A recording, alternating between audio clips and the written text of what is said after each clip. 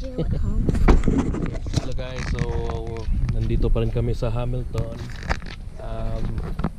Ngayon kasalukuyan nandito kami sa Bayfront.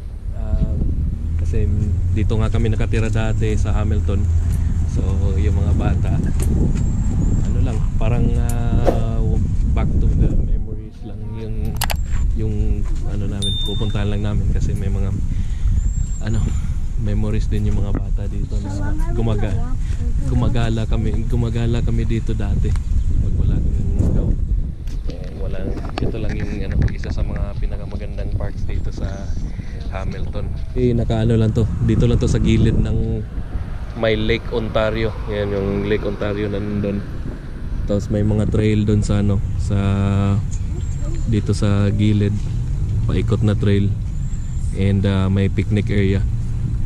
Bayfront of Ontario or Hamilton, Ontario. Jesse. No, don't chase the dogs. Yeah. You're gonna bite? Yeah. You're not supposed to go there. Ayan guys, meron din silang water fountain. Jogging, hiking. Maganda yung init dito guys kasi ngayon medyo presko yung hangin, so hindi siya humid. Yan, may nagpe-picnic dito. Mukhang halo, may mga puti at mga Pilipino.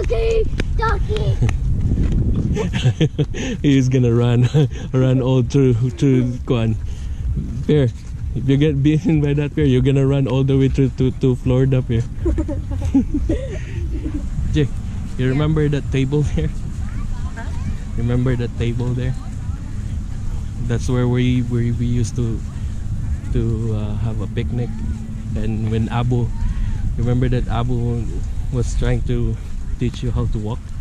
Yeah. Like it was here. Like he taught you how to walk from here to there.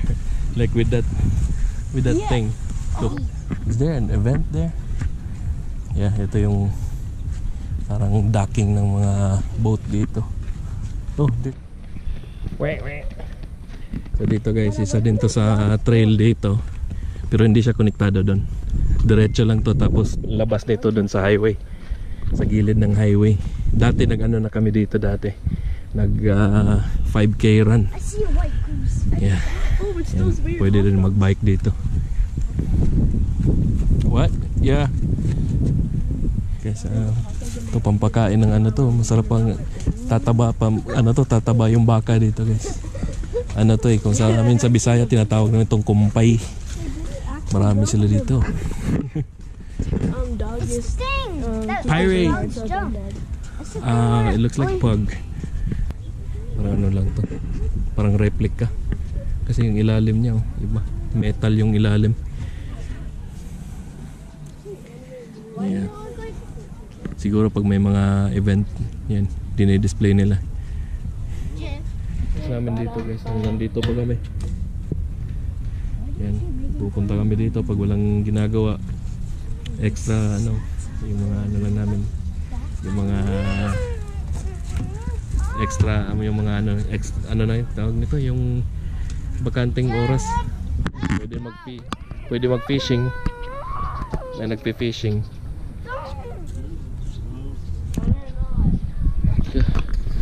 Yung amoy guys, parang may naamoy ko rin dati pag yung summertime. Parang awan ko ba ano yung amoy na yun. Hindi naman siya mabaho, pero parang hindi ko ma-explain yun yung amoy na yun. Basta amoy nila dito yun. Hindi ko naamoy sa iba yun. We're not going there anymore because it's basically only a trail. And that one too. Okay, let's go on the other side. Guys, ito yung yung map niya. So nandito tayo ngayon, Pier 3. Ito kaya o dito? Yeah, basta ito yung kabuuan nito. Burlington Bridge. Yeah, ito yung buong Lake Ontario. Ito yung Hamilton, Stony Creek, Hamilton, Burlington. Tapos dito na yung papuntang Toronto. Yeah, Waterfront Trail. Where did we park? Oh, over there. Yeah guys, ito yung Meron din sa kabila guys. Yun yung pupunta namin ngayon. May mga How far is this from the hotel? 5 minutes. Yeah, hopefully nandun yung tugboat na si ano yung, ano yung pangalan nun. May mata.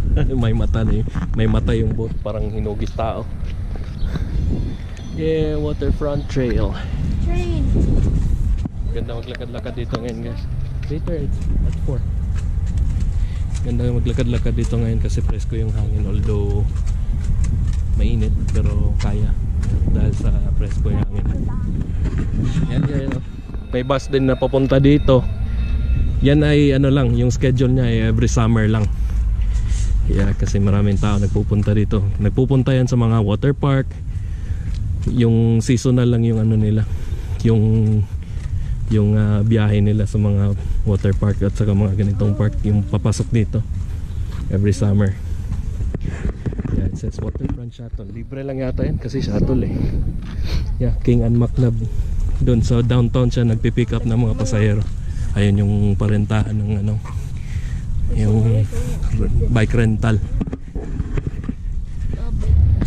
Alright guys, so isa dito sa park nila dito guys, dito sa kahabaan ng Bayfront.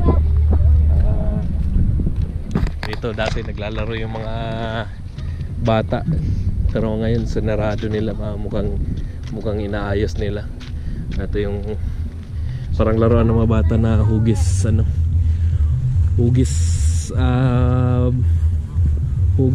boat. Ayan o, mga Canadian geese guys. Ganda maglakad-lakad dito guys. Mukhang may nagse-celebrate doon guys, ang mga ano ba yan, mga African. Mukhang may event sila sa ano nila. Kaya para mga Pilipino din yan. Pag pumunta ako dyan, baka imbitahan pa akong kumain dyan. Pero ito guys, ito yung Lake Ontario. Yeah, pero hindi pwedeng ano, hindi pwedeng maligo dito sa ano, sa beach nila kasi may ano, kasi maraming dito nga malapit sa mga pabrika at maraming mga ano, yung mga itik. So parang hindi siya safe na paliguan. Yeah, Lake Ontario guys. To, pwedeng maglaro dyan kung saan yung ano, yung ano, may mga bata nga na naglalaro doon. Yeah. Maganda lang talaga dito guys pag summer. Pero pag winter naman, yan, yung lake na yan nagiging ano yan, nagiging yellow.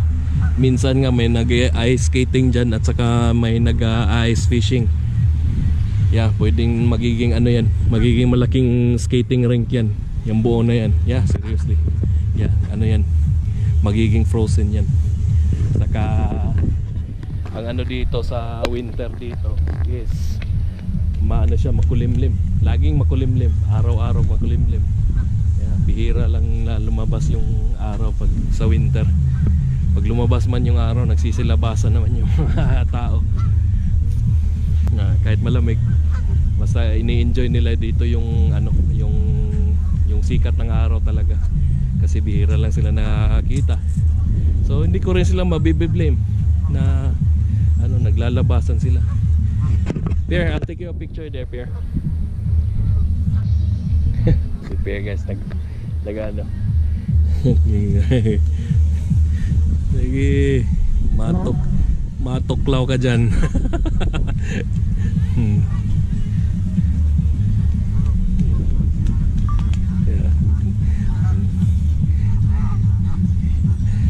Bibidyoan ko rin siya sa cellphone guys para may memory siya na naglalaro siya dito.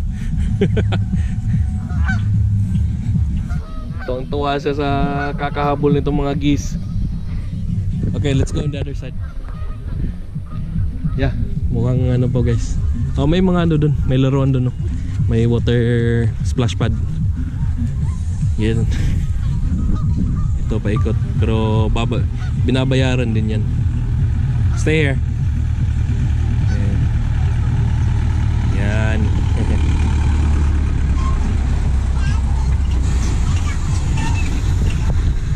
Oh, that was a German one. That's a German. Yan. Yan yung trolley guys. I want to look at the German Actually, nag-ano ako dito nung high school pa ako. Nakapagtrabaho ako dito sa ano sa Bayfront. Itong mismong ano, kasi ano to, business siya, pero ano siya, non-profit business na yung sa parang ano private sector na tumutulong dito sa ano sa government. So non-profit siya, pero itong ano na to, kabuuan na to, business nila, and para makatulong. So isa yun sa business nila yung ano yung trolley na yun. So yeah, papakita ko sa inyo mamaya kung saan ako nagtrabaho na. Yeah guys, ito yung main park nila dito. Yeah, maraming ano doon, no, na sailboats. Yan, ganito lang talaga sila dito guys pag summer. So, yung mga tao lumalabas, ini-enjoy nila yung araw, ini-enjoy nila yung weather. Kaya dahil ano nga, 2 months or 3 months lang lalamig na naman at wala na naman kayong pupuntahan. Saka yung iba nagpupunta doon sa Niagara Falls. Yeah, i-enjoy nila yung summer nila dito. Nilulubos-lubos nila yung ano. Yeah, at yun yung Burlington Bridge, nagdudugtong between Hamilton sa Burlington. Yeah, tapos doon mo makikita yung kalakihan ng ano ng Lake Ontario. Yeah, yung dyan sa likod, o yung sa harap natin sa tapat, yun yung Burlington. Yeah guys, isa yan sa reason na hindi safe yung ano paliguan tong tubig na to, dahil dyan mga pabrika, mga chemicals na mga ano, hindi naman siya sa polluted, pero may mga pailan-ilan din na mga ano, kasi alam mo na, hindi mo natin maiwasan yung bacteria, yung mga ganun, diba, papasok sa katawan natin. Ayun, but anyways, yeah, yan yung ano dyan guys, may mga nagsisailboat, malakas yung hangin, so ano din yung ano, ini-enjoy nila yung pagsisailboat. Yeah, so gumagana yung sailboat dyan kasi mahangin, open air kasi dito. Yan, office na kung saan, kind of. Yeah, that's why it's not safe to swim there. You can only like use boats here, but that's not for swimming. Yeah. Guys, kung nakikita nyo, may nag-speedboat na nag-jet ski. Yeah, walk around lang tayo dito. Yun, paikot to, tapos pabalik na. Yeah, may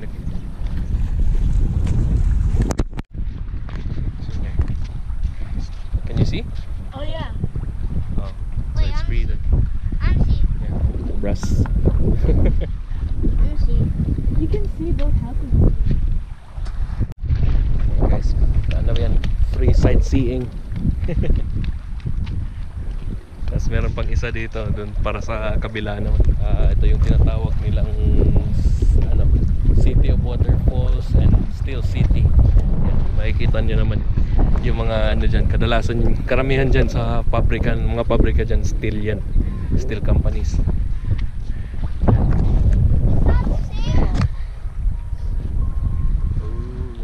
See a boat? It's blurry here.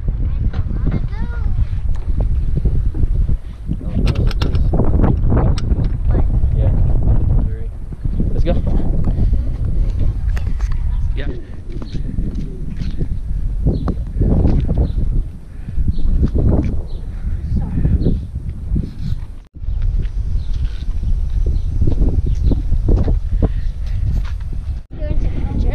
Guys, ito yung ano, yung yacht club nila guys. Dito dito nagdadak yung mga yacht nila.